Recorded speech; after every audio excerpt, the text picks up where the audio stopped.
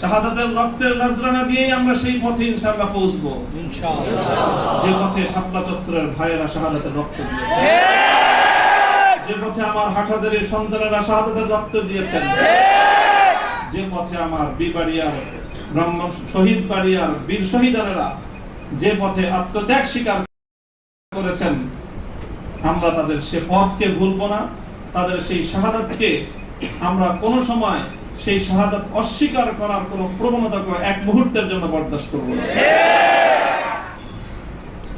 শহীদ হয়েছে আমার ভাই, সরি বলেন, বাংলায় না বলতে চান, দুঃখিত যদি বলতে না চান, আপনাদের প্রিয় ভাষা ইংলিশেই বলেন, তবে কি বলেন?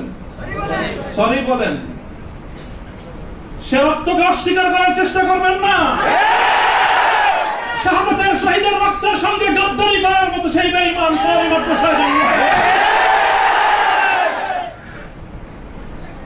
কাজেই যে কথা বলতেছিলাম, যেটা কারা বরণ আমাদের, কারণ নির্যাতন তো অনেক পরের কথা। আল্লাহ পাক রব্বুল আলামিন কারা এই কষ্ট থেকে আমাদের সকলকে হেফাজত করেন। আমিন। প্রতিশোধের যে কথাটা, সেটা আমরা তো পয়গম্বর আলাইহিস সালামের অনুসারী।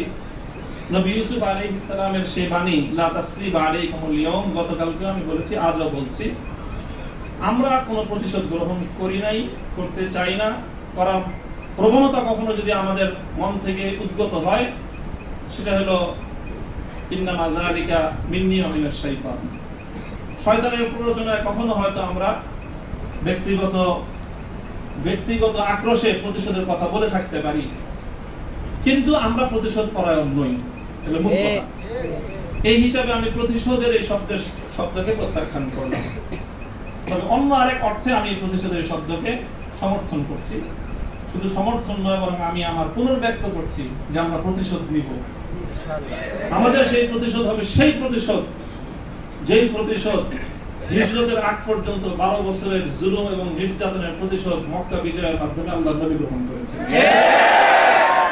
আল্লাহ নবী মক্কা বিজয়ের পরে সেই সকল অপরাধীদেরকে ক্ষমা করার মধ্য দিয়ে, সেই জমিনে আল্লাহর দ্বীনের ঝান্ডা সমুন্নত করার মধ্য দিয়ে মধুর প্রতিশোধ নিয়েছিলেন। আমি আবার বলছি, এদেশে ভাড়াটিয়া থাকবো না, ভাড়াটিয়া হিসেবে থাকবো না। এই জমিনের মালিকানা সূত্রে এদেশে বসবাস করি। এই জমিনকে আল্লাহর জন্য মুক্ত করেই ছাড়বো ইনশাআল্লাহ। আল্লাহর দ্বীনের বিজয়, সেটাই হবে আমাদের পরম প্রতিশোধ। এবং আমাদের যারা আমাদেরকে শত্রু ভেবে আমাদেরকে নিঃশেষ করার চেষ্টা করেছে, অপমান করার চেষ্টা করেছে, আমরা তাদেরকে সম্মানিত করে প্রতিশোধ দেব।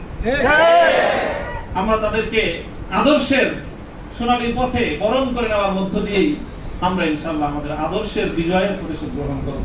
আল্লাহ রাব্বুল আলামিন আমাদেরকে সে তৌফিক দান করুন। আমিন।